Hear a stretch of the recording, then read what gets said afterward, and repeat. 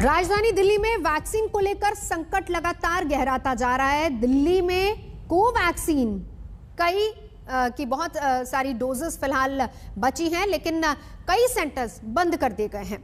जल्दी ही वैक्सीन नहीं पहुंची तो आने वाले दिनों में कई और सेंटर्स भी बंद हो सकते हैं। देखिए सुशांत मेहरा की रिपोर्ट।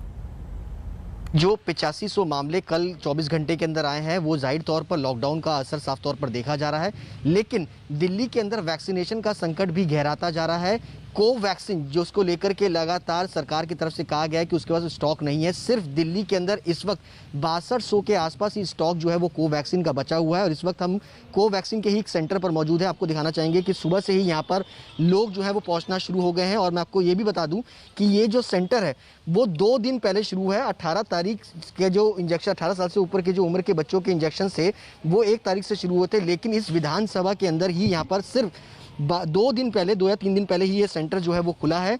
और लगातार यहाँ पर राजनीति की बातें भी जो है सामने आ रही है। हमारे से गांधीनगर के विधायक मौजूद हैं। ये बताइए सर, 18+ के सेंटर तो सरकार ने पहले ही खोल दिए थे, लेकिन आपकी विधानसभा में काफ़ी देर से खुले, क्या वजह? नहीं, देखिए हमारे यहाँ इसलिए भी लेट से खुला है, इसके लिए मुझे बहुत संघर्ष करना पड़ा, क्योंकि हम बीजेपी के विधायक थे यहाँ पर और दिल्ली के मुख्यमंत्री अरविंद केजरीवाल ने बहुत देरी की। जब मैंने मीडिया वालों से बात करके सब जगह अपनी बात को रखा और ये कहा कि अगर मेरी विधानसभा में सेंटर नहीं खोले गए तो मैं भूख हड़ताल पर होने के लिए विवश होना पड़ेगा। और मैंने माननीय लेफ्टिनेंट गवर्नर साहब के यहाँ अनुरोध किया, उनके एडिशनल सेक्रेटरी से बात की और उसके बाद हमने दिल्ली सचिवालय में बात की हेल्थ सेक्रेटरी से, डीएम साहब से, जो डीएम सादरा हैं उनको कहा, एसडीएम सादरा को कहा और सबको चिट्ठी लिखी। हमने कहा मैं आपको 3 या 4 दिन का टाइम देता हूं, तब जाके मेरे यहाँ ये सेंटर खोला गया है। और आपको कितनी मशक्कत करनी पड़ी वैक्सीनेशन को लेकर के? जी, काफ़ी मशक्क़त करनी पड़ी हमें। बहुत दिनों से मैं लगी हुई हूँ कि हमें अपॉइंटमेंट का स्लॉट मिल जाए, पर नहीं मिलता, क्योंकि हमारी यही थी कि हमें कोवैक्सीन लगे। तो मगर बहुत मुश्किल से कल रात को स्लॉट मिला है, तो अब आज सुबह सुबह हम लोग यहाँ आए हैं। और अब आपको भोपाल की तस्वीरें भी दिखाते हैं। भोपाल के वैक्सीनेशन सेंटर्स पर सुबह से ही लंबी कतारें लगी हुई हैं। सरकार के मुताबिक राज्य में फिलहाल 45+ के लिए पर्याप्त वैक्सीन उपलब्ध है। 18+ के लिए वैक्सीन की 12 लाख डोज आ रही हैं। मध्य प्रदेश में 18 साल से 44 साल और 45 साल से ऊपर के अधिक उम्र के लोगों को आज टीका लग रहा है। दरअसल मध्य प्रदेश में हफ्ते में 4 दिन निर्धारित किए गए हैं टीकाकरण के लिए। हम इस वक्त भोपाल के अरेरा कॉलोनी इलाके में मौजूद है। ये एक वीआईपी वैक्सीनेशन सेंटर माना जाता है, क्योंकि आसपास के तमाम जो वीआईपी इलाके में रहने वाले लोग हैं वो यहाँ पे वैक्सीनेशन के लिए पहुँचते हैं। यहाँ की अगर बात करें व्यवस्थाओं की, तो आप देखिए सुबह से लोगों की कतार तो लग गई है जो यहाँ पे वैक्सीनेशन के लिए पहुँचे हुए हैं। दरअसल 500 वैक्सीन जो है इस सेंटर में मौजूद है। शुरुआती दिनों में ज़रूर कुछ समस्याएं आती थी, क्योंकि लोग तो पहुंच जाते थे लेकिन वैक्सीन बेहद सीमित संख्या में होती थी। लेकिन अब जैसे जैसे वैक्सीनेशन के दिन आगे बढ़ रहे हैं, जितने लोग वैक्सीन उपलब्ध है सेंटर में, उतने ही लोगों को अंदर प्रवेश दिया जा रहा है। और अगर आप तस्वीरों में देखें तो इस सेंटर पर एक लंबी लाइन जो है आपको लोगों को दिख जाएगी, जो पहला और दूसरा डोज लेने के लिए आए हैं। 500 वैक्सीन जो अंदर मौजूद है इस केंद्र में, उनमें से 250 वैक्सीन पहले डोज वालों के लिए है, तो वहीं 250 वैक्सीन उन लोगों के लिए है जो अपना दूसरा डोज लगवाने पहुंच रहे हैं।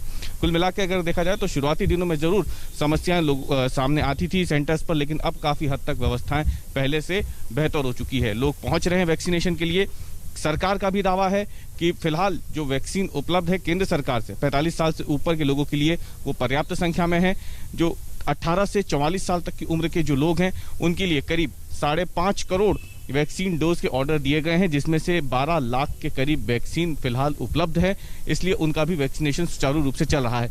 दरअसल मध्य प्रदेश में वैक्सीनेशन के प्रोग्राम को इस तरीके से डिजाइन किया गया है कि जितनी वैक्सीन उपलब्ध होगी उसके हिसाब से ही केंद्र निर्धारित किए जाएंगे और उन केंद्रों पर सीमित संख्या में ही वैक्सीन दी जाएगी। इसका सबसे बड़ा अगर असर देखा जाए तो वो है कि फिलहाल अब वैक्सीन केंद्रों पर पहले जैसे हालात नहीं हैं, लेकिन जो इसका एक खामियाजा या फिर साइड इफेक्ट है वो ये कि वैक्सीनेशन धीमी गति से चलेगा और इसके चलते फिर वैक्सीनेशन जो है वो एक बड़ी आबादी तक पहुंचने में काफी लंबा समय ले लेगा। और ये एक बड़ी चिंता की बात है फिलहाल सरकार के लिए। लेकिन सरकार को ऐसा लग रहा है कि जैसे जैसे दिन आगे बढ़ रहे हैं वैक्सीन की उपलब्धता भी बढ़ती जा रही है और इसीलिए जो समय सीमा निर्धारित की गई है मार्च 2022 तक की, तब तक मध्य प्रदेश अपनी एक बड़ी आबादी को टीकाकरण के दायरे में ले आएगा।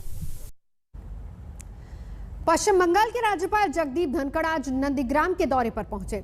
चुनाव नतीजों के बाद नंदीग्राम में हिंसक वारदातें हुई थी। टीएमसी कार्यकर्ताओं पर बीजेपी समर्थकों पर हमले का आरोप लगा था। धनखड़ नंदीग्राम के केंद्रामारी जलपाई गांव गए। उन्होंने हिंसा से प्रभावित लोगों से बात भी की है। धनखड़ ने कहा कि हम ज्वालामुखी पर बैठे हैं, लोग अपने घरों को छोड़ने के लिए मजबूर हैं, लोगों के साथ हिंसा हो रही है, घर लूटे जा रहे हैं, महिलाओं से अभद्र व्यवहार हो रहा है। उन्होंने कहा कि उम्मीद है कि मुख्यमंत्री ममता बनर्जी गंभीरता से इस स्थिति को संभालेंगी। Never heard of such violence after elections. I would appeal to the Honorable Chief Minister. It is high time he takes note of it. Millions of people are suffering. It is time when we cannot sleep over such a great challenge to our state. People are being subjected to all kinds of indignities, killings, rapes, loots, and extortion tax. I do hope she will attend to the situation. People are in mortal fear of police, and police is in fear of ruling party workers. Where are we heading? This is not democracy. Thank you. फिलहाल